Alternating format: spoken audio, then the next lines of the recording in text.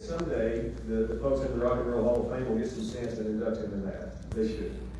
There's another arena, though, and it's called First and Second Amendment rights. Anybody ever heard of those? Right? And he's the nation's most prominent leader in the defending of our First and Second Amendment rights. And he has conducted literally thousands of pro-gun and pro-freedom and pro-America interviews on major media, and this is worldwide. And he is the national spokesperson for Hunter Nation. Now, we are here as outdoorsmen, and you know that he's had an ROI within our arena as well. And he's been the host for many years of the Ted Nugent Spirit of the Wild television show, which is the most watched current television show on the Pursuit Channel. And he also has a podcast. I've been privileged to be on it with Ted. It's called the Ted Nugent Spirit Campfire. And it airs every Saturday on Real America's Voice. And he's, as of last night, an inductee into the Michigan Outdoor Legends Hall of Fame. So you have 2 Hall of Fames in a row in 24 hours. That's pretty amazing. And so I did ask Ted one more piece of information and asked if I could share this, because that guitar thing I thought was pretty cool. And it was a blessing to the Legends. And I said, how much money do you think has been raised off your autograph? And he said, well, it's not about me or my autograph, but he said it is something that we kind of kept up with because we want to bless people with what we have. $30 million for causes.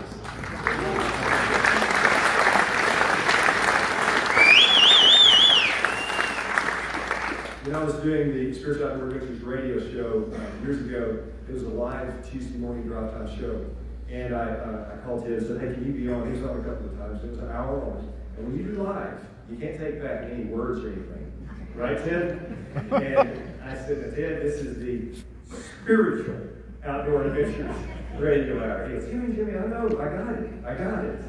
And 2 hours, he only let one minor league curse word fly, and only had one small little label comment that I probably wouldn't have said. Now, you talk about somebody he can read a room, and he knows how to handle the current situation. I say that only to say, we have children here, okay?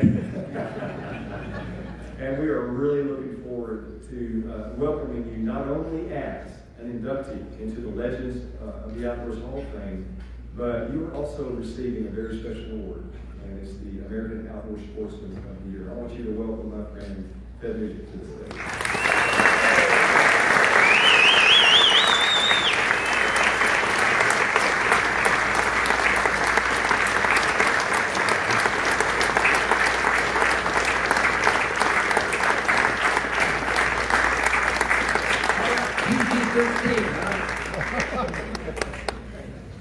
Look around you. The best people in the world, the most loving, giving, caring, generous, fun, honest, reliable, conscientious people in the world have a hunting license and a fishing license. This will be my 78th deer season. I didn't get anything the first couple of years, but I was there.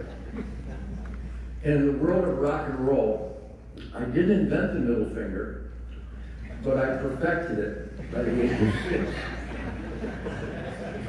And I cannot, I'm pretty good with the English language, but I'm helpless to find words to adequately describe the spirit of this lifestyle.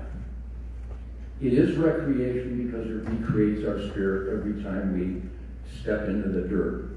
In fact, the Mossy Oak Fistful of Dirt podcast, when I go hunting, I started this when I was a kid, before the Gladiator movie. I would kneel down just instinctively as a kid in Detroit on the Rouge River, loaded with pheasant and quail, and occasional woodcock during the last week of October, my favorite bird, and ducks and geese, and squirrels and rabbits, and possums and coons and skunks, and I was absolutely fascinated by getting close to these things with my homemade slingshot. And somehow along the way, and I got to start filming this for Spirit of Wild TV because it says so much about what we are and what we believe in. I kneel down and I grab a fistful of dirt. I go, here I am. And all my so-called peers in the music industry didn't do that. They got high. Jimi Hendrix offered me dope, and I said, I don't think so. Plus the booger's coming out of your nose and you're losing control. Jimmy got high, Jimmy's dead. I went hunting, I'm still dead.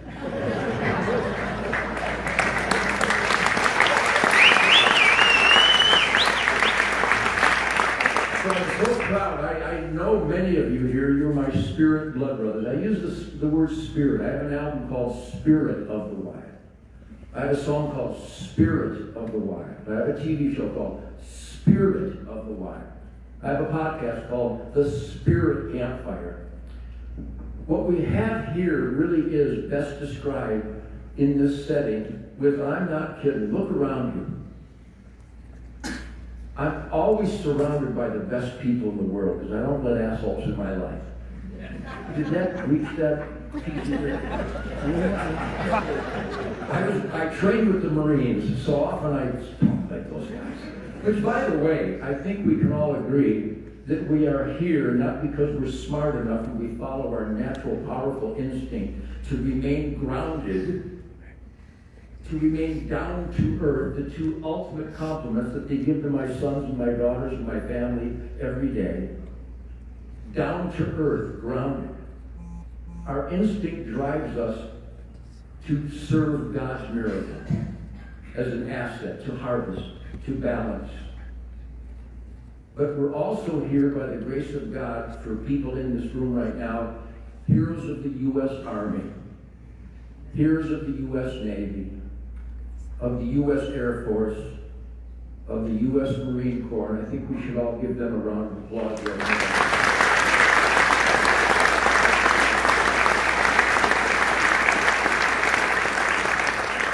But I accept this award just as recognition because I don't defend the Second Amendment. It's too perfect. I don't have to defend my God-given right to keep and bear arms. I've never been in a gun-free zone.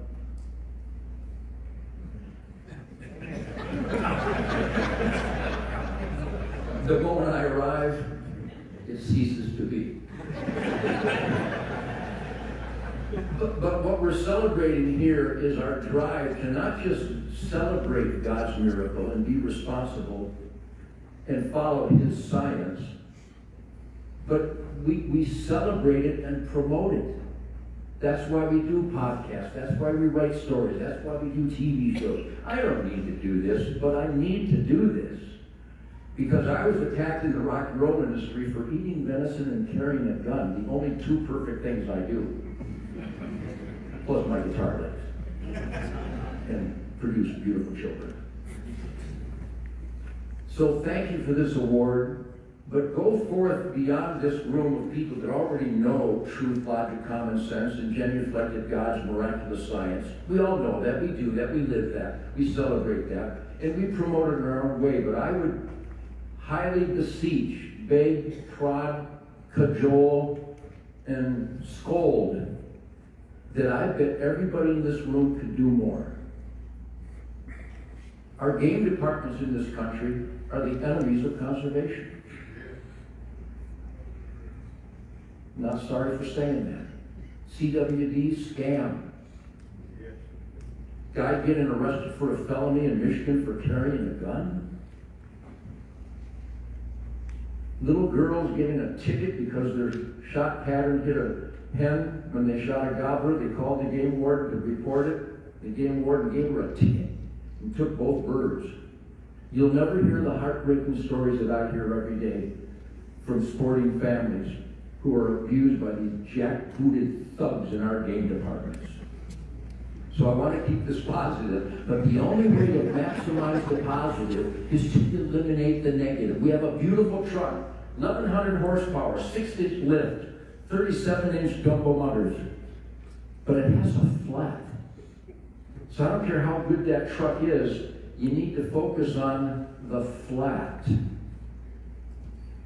And every state is infested with animal rights people in the game departments. 3 shell limit for 6 ducks. I thought the science was 6 ducks. Is there still a Dust Bowl? I know I'm pushing some buttons here, but we need to push hard. I hear heartbreaking stories from people every day who are having their deer taken away because they marked the date instead of clicked the date. I swear to God, it's that bad. Killing more grizzly bears in Montana and Wyoming in self-defense than ever in recorded history. Open the season. Any questions?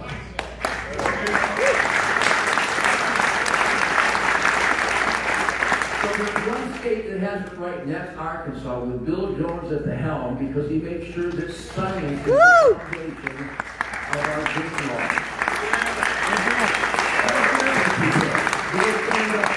Bill's got an attitude. Bill Jones, please stand up, the Commissioner of Arkansas Wildlife. So thank you, Gary, thank you so much. Jimmy, thank you for those kind words. Thank you for all the love I feel in this room. But we are the best people in the world. We're humble servants of God. It is sport because it's difficult. It is sport because it's challenging.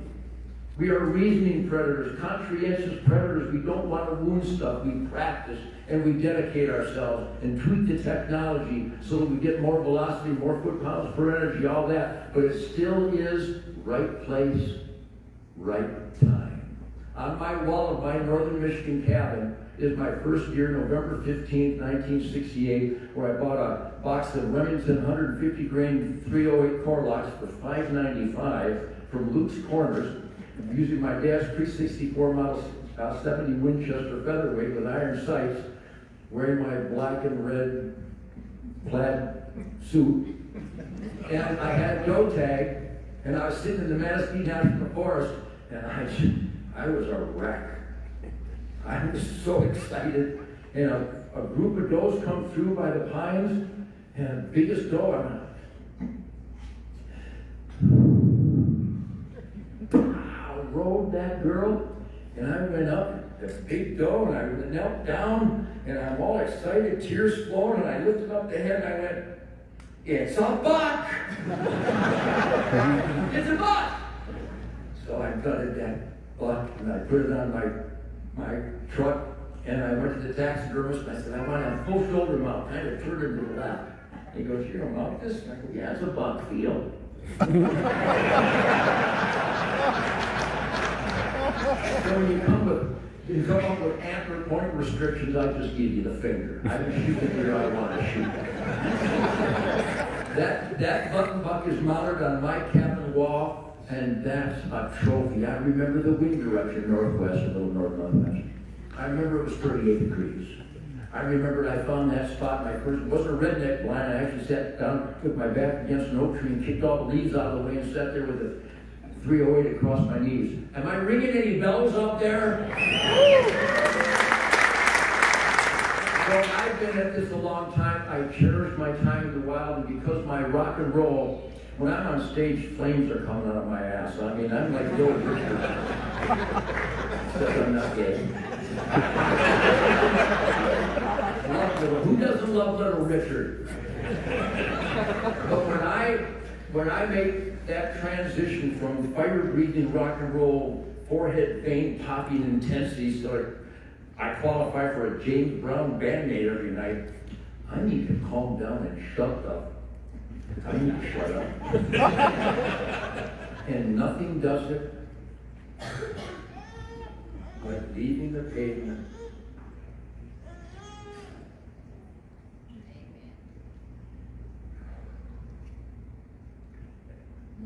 On my way to perfection.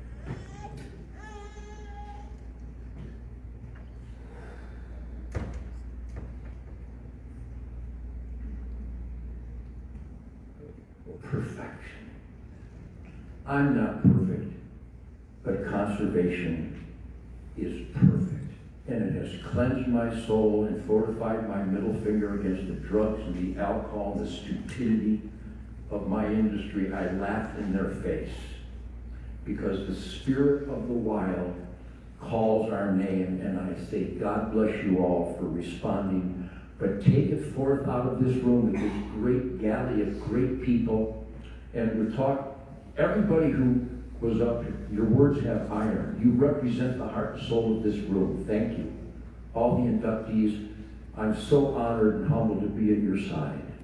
But their words had iron, but don't limit them to this room. Take them forth. Church, school, the workplace, the barbecue, the bowling alley. Anybody bowl? Go forth, and thanks to those generous guys out there. Now, I have raised over $30 million for Second Amendment rights, children's charities, law enforcement charities, military charities, but it wasn't my dime, just my signature. We had people that believe in what I stand for, what my big mouth promotes and celebrates around the world. And so they dig deep, they're successful, they probably had a few beers, but whatever the system is, thank you. Because your generosity will go for the most important cause in the world, and that is to further the responsibility, the intellectual, spiritual duty to celebrate and promote God's miracle with conservation, wise use, with reverence for His life-giving nature. So I'll leave it there because I could go on and on. But I actually think I have a guitar where I can express our beliefs in some pretty cool songs. So thank you, Gary. Thank you, Jimmy. Thank you, Hall of Fame. I love you because I love you. I love conservation. And I consider all of you my spirit blood brothers. Thank you. Thank you.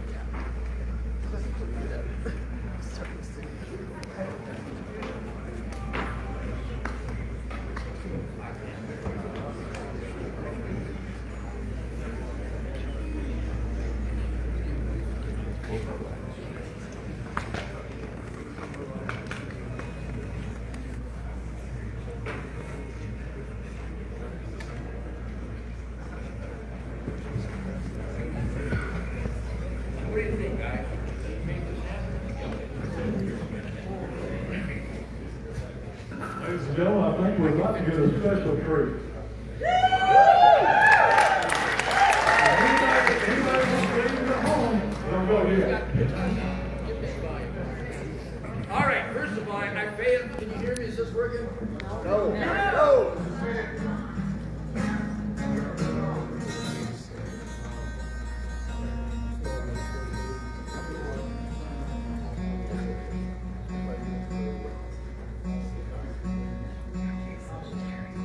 Let me hear that guitar. You got that guitar volume. Turn that volume on. Play some real music here. Turn that volume. Can you hear this now? How about Mike? No. Phone. Turn that on there. Here it is. I love when they turn that volume up. And I failed to thank the most important person in the world, Mrs. Shemaine Nugent, my wife for 37 years. Could we please have a moment of silence for my wife, the queen of the forest, little Miss Danger? She hasn't killed me yet. All right. So can you hear this all right? You got this?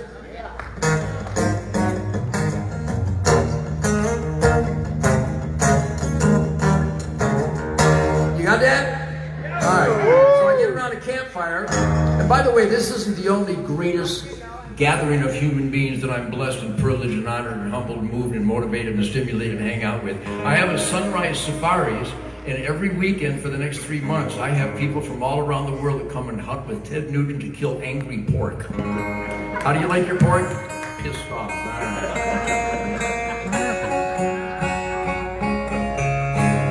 Now, these songs are your songs. You may not know it, but as I start singing the lyrics of these songs, you know that these are your songs.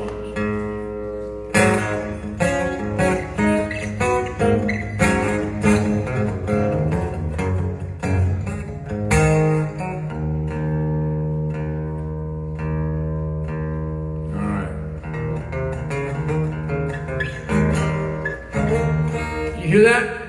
So.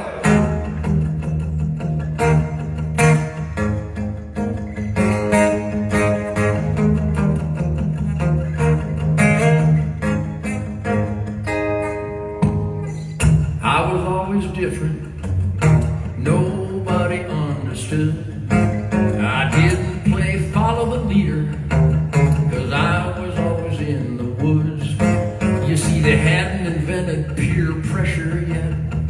Seems I stood alone, but my daddy had a vision to love, family, and a home. Now dig this. Punks used to laugh at me. They said, how can you rock and not get high? I just stood my ground, and I watched those goofballs fall and die. 'Cause I just wanna go hunting. It makes me feel so good. I just gotta go hunting. Try to find me in the woods. Things get a little crazy in this day and age. The concrete jungle warfare got everybody in a rage. And I sure like my rockin' danger. And I sure like my rockin' danger. And I crave my rock and roll. But when I get my limit, I know where to go. I like to jump in the four-wheel drive. I like to load up the dogs and the family. 'Cause I got to feel alive with the wildlife where I can breathe. And I just gotta go hunting. It makes me feel so good. I just gotta go hunting. Try to find me in the woods, because I'm slipping away. And I'm always looking for a new sunrise. I got to be okay, 'cause times like this will make me healthy and wise.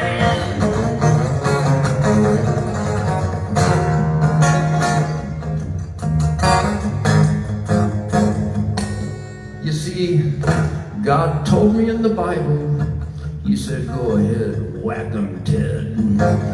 So I'll take my kids hunting, so I don't gotta hunt for my kids. We like to jump in the four-wheel drive. We like to load up the dogs and the family. I got to feel alive with the wildlife where I can breathe. And I just gotta go hunting. It makes me feel so good. I just gotta go hunting. Try to find me in the woods, because I'm slipping away. I gotta slip far away. I'm always looking for a new sunrise, 'cause it makes me so alive. Yeah, 'cause I'm slipping away.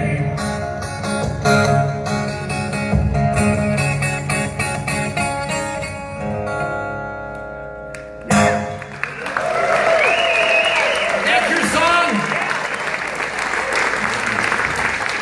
Yeah, the punks used to laugh at me. They said, how can you rock and not get high? So I just stood my ground, and I watched those goofballs fall and die. That's right. See, I took Steven Tyler and Joe Perry for a ride in my truck one day, my Ford Bronco. It gets exactly 650 yards to the gallon. And I'm going through this forest that I planted. I planted 50,000 trees on my property, because I had never bought drugs, never bought alcohol, never bought tobacco, no bling bling, no piercings, no blue hair. I buy acres. So I got 1,600 acres, and I'm driving Steven Tyler and Joe Perry from Aerosmith on my property. And I'm going, yeah, I planted this forest. This is my forest. I planted this forest. Me and God did this. He goes, you own this? I go, yeah, I got this fen. I have a fen. I have a fen. Anybody? It's a transitional wetlands, the only transition I authorize. It's a transitional wetland between a swamp and... They said, you own this? I go, yeah, I own this. You own that river? That's awesome. They said, man, I wish I had a place like this. I said, you snorted 20 of them. You could have bought the UP. So I was born in Detroit in 1948. My dad just got back from World War II in Korea. God bless the warriors, huh? And my dad was already a bow hunter, following a great man up north named Fred Bear. Because as the veterans know, nothing cleanses the soul and brings back your spirit like time in the great outdoors. God bless all of you who take the warriors to fix their spirit. That's our job, is to pay back the warriors. And nothing does it like the great outdoors and the spirit of the wild. So I was an uppity young man. I don't know if you noticed that. But I was already trying to be Chuck Berry and Little Richard. And then I would meet this man up north in this little shack in Grayling, Michigan. Every October, my family would go north, and I made a bow and arrow down by the Rouge River, chasing those beavers and muskrats and quail. I would sneak up on quail and shoot them with my homemade slingshot. I'm a dangerous man. Am I the only guy who's been face to face with a covey of quail, all facing outward before they flush? And I'd shoot those quail with my slingshot. It was awesome. So we'd go north and stop at this little shack that said, it was a stone shack that said Bear over the top. I had no idea. I was 5 or 6 years old, but I was already shooting a bow and arrow and making slingshots. And we'd go in and meet this tall guy, and he had lots of arrows. No, nothing. I wanted more in life than having lots of arrows. I wanted lots of arrows. I have too much ammo, nobody ever said. And so I meet this tall man. I didn't know who he was, and I'm practicing my guitar and going hunt with my dad. By the time I was 7 or 8, I'm going, this is Fred Bear. He's on the cover of True magazine with a polar bear. This guy's like the Chuck Berry of archery. And so all of a sudden I became enamored with this man. And he was always so kind and always shared stories. My dad would hunt with him. My dad represented a steel company that manufactured blue-tempered rolled spring steel, which is what Fred Bear needed for his Bear bleeder blades and the Bear razor head. Anybody know it? All bow hunters, am I talking your language? So now I realize I'm in the presence of Fred Bear. We'd go to the Grayling restaurant and have chocolate milk and cherry pie, and he'd make us laugh, and I was absolutely moved by this guy. Then my dad got transferred to Illinois in '65, and I started the Amboy Dukes. I'd already had the #1 band in Michigan. We played with the Supremes and the Motown Orchestra, and I was on my way, and then he moved. Damn it. So I started the Amboy Dukes, and 2 years later I graduated and came back, went up to Grayling to stop at that little stone shack that said Bear Archery, and it was a giant museum, and I went, this is awesome. And I went and met that guy again. He said, oh yeah, Ted, I remember it up at the Grayling restaurant. That's awesome. But he wasn't too moved because I had long hair. I looked like a hippie, even though I was like the ultimate narc agent. But he was a little offish, and I was a little hurt by that. But I had long hair and scared people. But then I came back the next year in '68, and when I said, is Fred here? He was, Ted, I'm so glad you're here. This is awesome. Thanks for stopping by. And I'm going, yeah. And he said, all my buddies tell me that on stage you shoot flaming arrows and promote archery, and you're always talking about being clean and sober. That's really good. And I realized, yeah, it is pretty good. That's how you promote archery. Conservation, discipline, and being clean and sober, because you cannot have the American dream unless you're clean and sober. So I got lucky. 78 years clean and sober. Nothing but back straps. So I got to hunt with Fred every year. He invited me to up in Rose City at Grouse Haven. And I'd come up there in my Bronco and I'd meet all the guys, and we'd go hunting and hang out. And Fred had a little oxygen tank because he was inventing the marriage between wood and fiberglass and this beautiful recurve bows. Isn't that right, Roger? And I never went hunting. I stood around the campfire with Fred and just tried to absorb this great man's spirit. He is a great man, special man. The epitome of American risk and sacrifice entrepreneur, rugged individual. And he told me that year he liked what I was doing, how I promoted the sport, and that I have my critics. He said, ignore your critics, you're doing good. You're promoting the good stuff. That was October 11th, 1987. And I went, yeah. So if I'm cocky, it's his fault.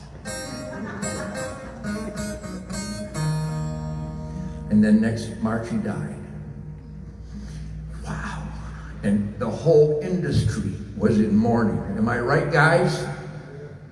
The whole industry was shattered. And I went out to give my Irish setters a biscuit that morning. And instead, I wasn't thinking about Fred, but I grabbed my guitar. Boy, help me through this. I wasn't thinking about Fred, but I sat down and I went,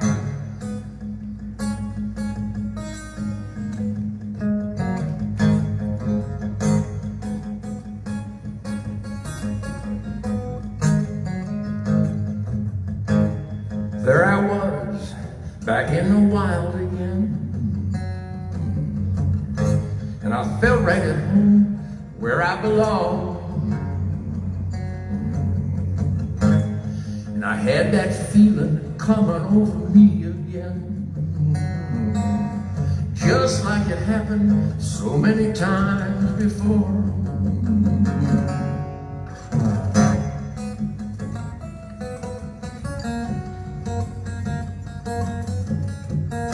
The spirit of the woods, he's like an old good friend. Makes me feel warm and good inside.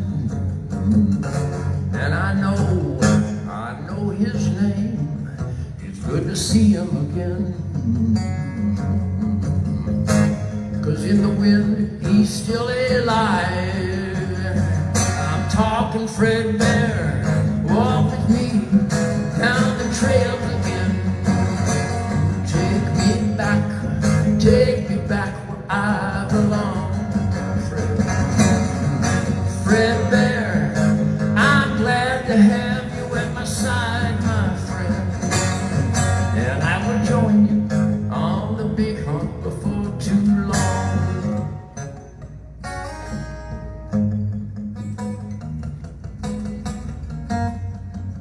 I had no idea what I was doing, but I know exactly what I was doing. It was kind of dark, another misty dusk, and it came from a tangle down below. And I tried to remember everything you taught me so well. I had to decide which way to go.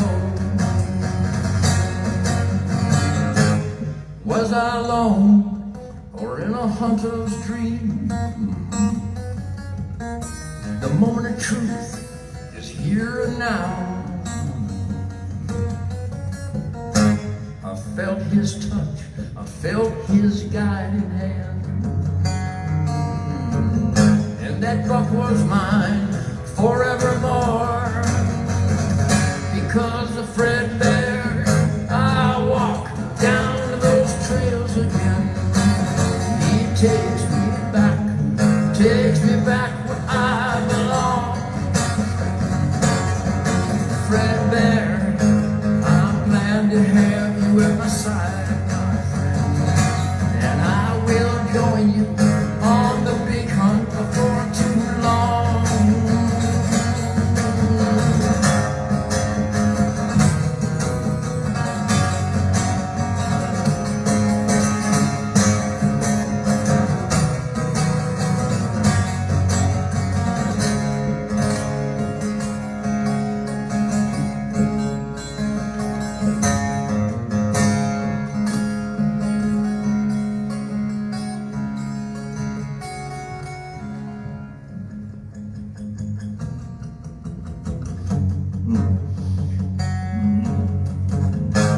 And we're not alone when we're in the great outdoors.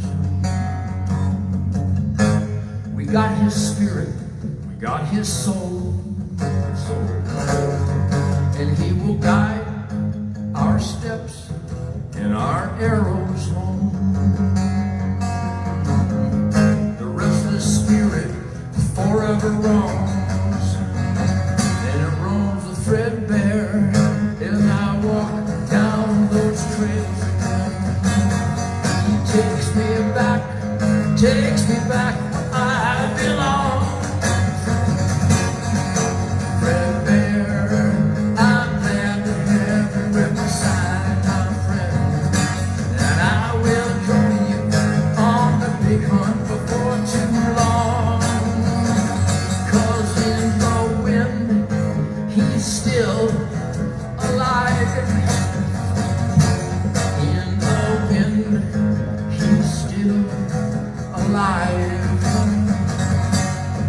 'cause in the wind I can hear Fred Bear. I hear you, Fred. Let's go home, buddy. Yeah, I got that spirit. Hey, Fred, you go up that ridge. I'll go down to the swamp. We'll get that. Hey, Fred, Springfield, Missouri tonight. Blood brothers.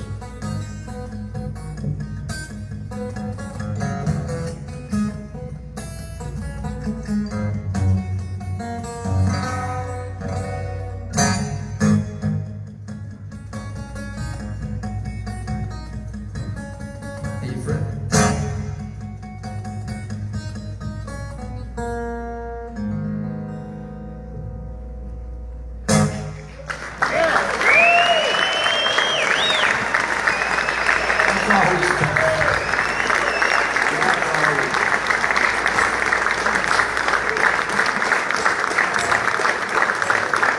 Thank you very much. I love you people. I love this lifestyle. It's up to us to keep it alive. If you want clean air and soil and water, keep hunting, fishing, and trapping. Hunting, fishing, and trapping. Thank you, Gary. Thank you, Jimmy. Thank you, everybody. Thank you, Bill. My son, Rocco. Thank you, everybody.